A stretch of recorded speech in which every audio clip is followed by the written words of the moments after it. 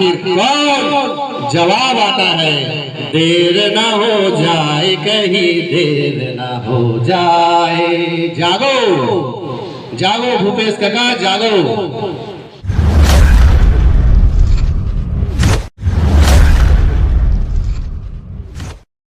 पंचायत आप देख सकते हो इतने ज़्यादा गाड़ी वाड़ी खड़े हुआ है, तो आंदोलन चल रहा है जो कि साथ में ज़्यादा खड़े हुआ है। तो आप लोग को पास से जाके वीडियो दिखाते हैं, इधर से अंदर घुसते हैं, देख सकते हैं। आदरणीय सम्मानी हमारे पटेल जी।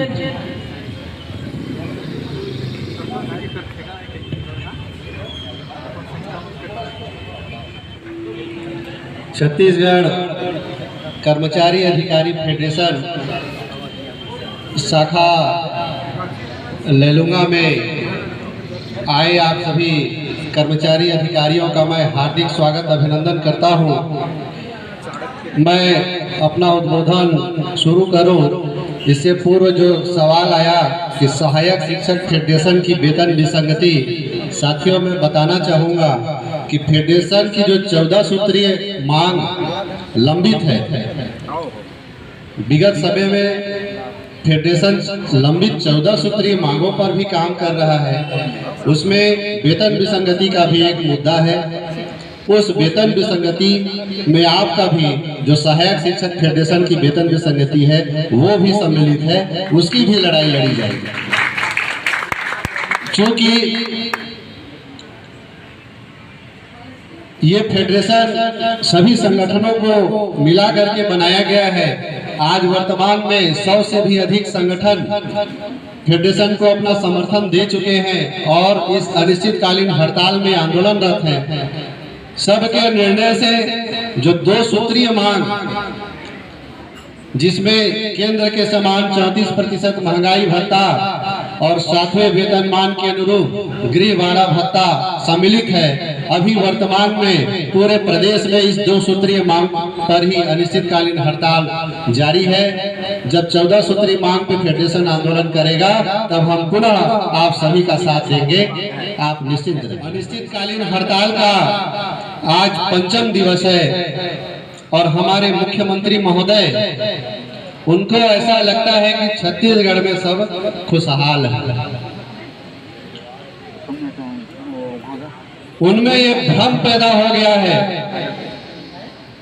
कि छत्तीसगढ़ में सब कुछ बढ़िया, शासन प्रशासन सब अच्छा चल रहा है। तभी तो उनको हमारी परवाह नहीं और वो हमसे संवाद को तैयार नहीं हो रहे। साथियों, इस मंच के माध्यम से मैं एक समीक्षा आप सबके बीच रखना चाहूंगा, जिसमें एक सवाल आता है कि आखिर कौन, एक प्रश्न है, आखिर कौन। साथियों, आज फेडरेशन के बैनर तले 100 से अधिक संगठन आंदोलनरत है।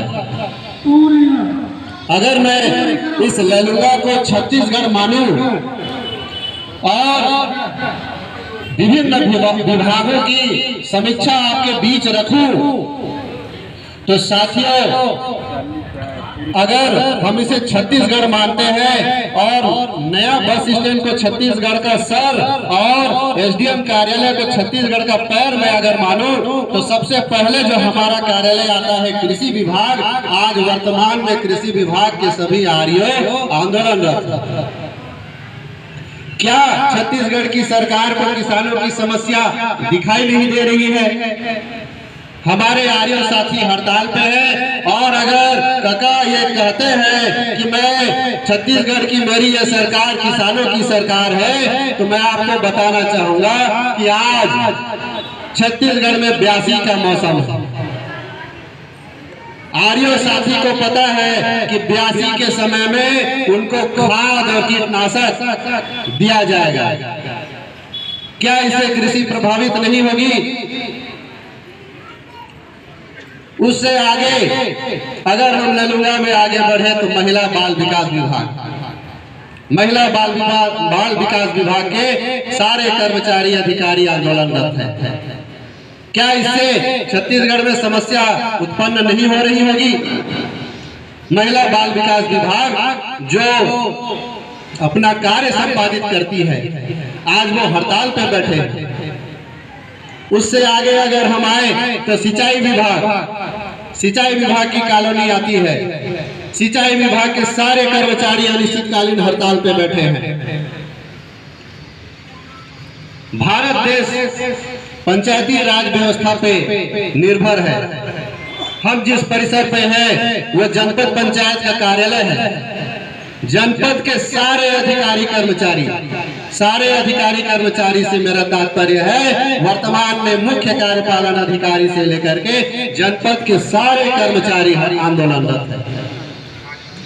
क्या छत्तीसगढ़ की जनता को जनपद कार्यालय की अनिश्चितकालीन हड़ताल पे जाने से समस्या नहीं हो रही है? मैं पुनः सवाल करूंगा, आखिर कौन इसका जवाब दे ही, इसकी जवाबदारी किसकी है? साथियों, मैं कहना यह चाहता हूं कि जब हम सब हड़ताल पर हैं तो हमारी जिम्मेदारी कौन निभा रहा है? भूपेश सरकार किस भ्रम में है कि वो क्या सोचती है कि हम अगर हड़ताल में हैं तो हमारा दायित्व कौन निभा रहा है?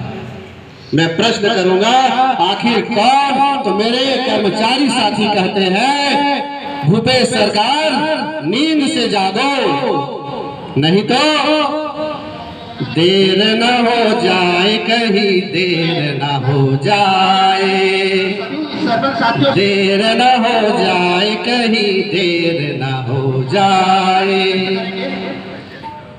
धन्यवाद। आज जनपद में जो जनता आती है, पेंशन के लिए आती है, राशन कार्ड के लिए आती है, वो भटक रही है।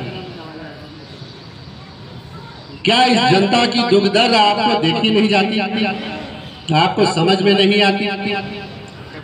जनपद से आगे अगर हम बढ़े तो पशुधन विकास विभाग का कार्यालय है। पशुधन विकास विभाग में डॉक्टर से लेकर के सहायक पशु चिकित्सा क्षेत्राधिकारी, ड्रेसर और अटेंडेंट सभी हड़ताल में। पशुओं में जो चिकित्सा की समस्या उत्पन्न हो रही है क्षेत्र में, उसे देखने वाला कोई नहीं है। मैं फिर प्रश्न करना चाहूंगा कि आज अगर हम हड़ताल में हैं तो हमारी जिम्मेदारी कौन निभा रहा है? प्रश्न मेरा पुनः है, आखिर कौन? मेरे साथी फिर कहते हैं, देर न हो जाए, कहीं देर न हो जाए। जागो भूपेश सरकार, जागो। इससे आगे अगर हम जाए बाहिने साइड, बाएं साइड, तो शिक्षा विभाग का कार्यालय है। पूरे शिक्षा कर्मी, सहायक शिक्षक, प्राचार्य महोदय सभी हड़ताल पर है। तो क्या शिक्षा व्यवस्था लचर नहीं है?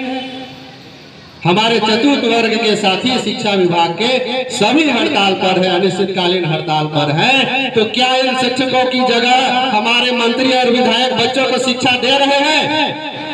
मैं प्रश्न करूंगा भूपेश सरकार से कि हमारी अनुपस्थिति में अनिश्चितकालीन हड़ताल पे जब शिक्षा विभाग के सारे अधिकारी कर्मचारी पंडाल पे बैठे हैं तो इनका दायित्व कौन निभा रहा है? और प्रश्न है, आखिर कौन? जवाब आता है, देर न हो जाए, कहीं देर न हो जाए। जागो, जागो भूपेश काका, जागो। वर्तमान में जो सरकार है, भूपेश बघेल जी की सरकार है, उनको काका की उपाधि क्यों मिली? माननीय मुख्यमंत्री महोदय की संवेदनशीलता, माननीय मुख्यमंत्री महोदय ने छत्तीसगढ़ की लोक परंपरा को जीवित किया। हमारी जो लोक संस्कृति है, जो लोक परंपरा है, जो हमारे संस्कृति में आती है, वो लुप्त होते जा रहा था। उन संस्कृतियों को छत्तीसगढ़ की सरकार ने पुनर्जीवित किया। छत्तीसगढ़ का पहला त्योहार हरेली का त्योहार, हरेली उत्सव मनाया गया। विगत 5 दिवसीय आंदोलन में ये हरेली उत्सव हमने सामने पंडाल में मनाया। मुख्यमंत्री महोदय ने हमें गेड़ी चढ़ना सिखाया। मुख्यमंत्री महोदय ने हमें बाटी खेलना सिखाया, मुख्यमंत्री महोदय ने हमें भौरा खेलना सिखाया, मुख्यमंत्री महोदय ने हमें बासी खाना सिखाया। हम खाए, हम खेले, हम गेड़ी चढ़े। लेकिन वर्तमान में कका आप नींद में है और सारा कार्यपालिका, सारा प्रशासन आंदोलनरत है। जागो। इससे आगे अगर मैं बढ़ूं तो राजस्व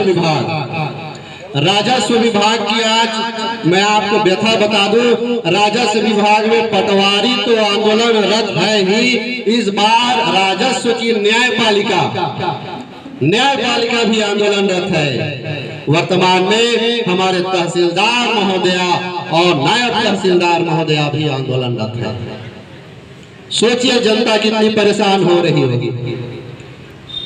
न्यायपालिका में जब प्रति दिवस आवेदन आते हैं, उनका निराकरण कौन कर रहा है? प्रश्न करूंगा, आखिर कौन? राजस्व से भी आवाज आती है, देर न हो जाए, कहीं देर न हो जाए। राजस्व से अगर हम आगे बढ़े तो महाविद्यालय के सारे स्टाफ आंदोलनरत है। जिस छत्तीसगढ़ सरकार की अधोसंरचना, मूल संरचना पंचायती राज व्यवस्था है, पंचायती राज व्यवस्था के सारे सचिव वर्तमान में आंदोलनरत है। और सचिव तो सचिव आंदोलनरत में थे, हमारे बगल में सरपंच संघ भी आंदोलनरत है। तो पंचायत की व्यवस्था कौन देख रहा है? मैं पुनः मुख्यमंत्री महोदय से सवाल करूंगा कि इनकी अनुपस्थिति में पंचायती राज व्यवस्था कौन देख रहा है? आखिर कौन? पंचायती राज व्यवस्था भी उत्तर देती है, देर न हो जाए, कहीं देर न हो जाए। साथियों, मैं इस मंच के माध्यम से ये बताना चाहता हूँ कि वर्तमान में छत्तीसगढ़ की पूरी कार्यपालिका अनिश्चितकालीन हड़ताल पर है। तो मुख्यमंत्री महोदय को किस बात का भ्रम है कि छत्तीसगढ़ में सब कुछ बढ़िया है? जमीन पर आइए, देखिए छत्तीसगढ़ बदहाल हो रहा है, छत्तीसगढ़ की जनता परेशान हो रही है। हम चूंकि छत्तीसगढ़ के एक जिम्मेदार अधिकारी कर्मचारी हैं, हमें आंदोलन का शौक नहीं है, परंतु आपने हमें मजबूर कर दिया। और हम मांग क्या रहे हैं? केंद्र के समान 34% महंगाई भत्ता और 7वें वेतनमान के अनुरूप गृह भाड़ा भत्ता, जो कि हमारा मौलिक अधिकार है। आप हमारे मौलिक अधिकार की भी पूर्ति नहीं कर पा रहे हैं, इसलिए हमको मजबूरन अनिश्चितकालीन हड़ताल पे आना पड़ रहा है। मैं अपील करना चाहूंगा आपसे कि छत्तीसगढ़ की बदहाल स्थिति को आप भापिए और जल्द से जल्द इस अनिश्चितकालीन हड़ताल को समाप्त कीजिए। न ये आपके लिए अच्छा है, न हमारे लिए अच्छा है, न हमारी जनता के लिए अच्छा है। साथियों, मेरे साथ आवाज बुलंद करिएगा। हो सकता है भूपेश बघेल की नींद टूट जाए और वो उठ के देखे, क्योंकि एक ही बात हो सकती है कि वह स्वप्न निद्रा में है और उसी में देख रहे हैं कि छत्तीसगढ़ खुशहाल है। 22 अगस्त से छत्तीसगढ़ बदहाल हो गया। कर्मचारी एकता जिंदाबाद, कर्मचारी एकता जिंदाबाद, अभी तो ये अंगड़ाई है, अभी तो ये अंगड़ाई है। 34% महंगाई भत्ता, 34% महंगाई भत्ता, 7वें वेतनमान में गृह भाड़ा भत्ता, 7वें वेतनमान में गृह भाड़ा भत्ता। हरजोर जुल्म के टक्कर में, हरजोर जुल्म के टक्कर में याद रखना, जब जब कर्मचारी बोला है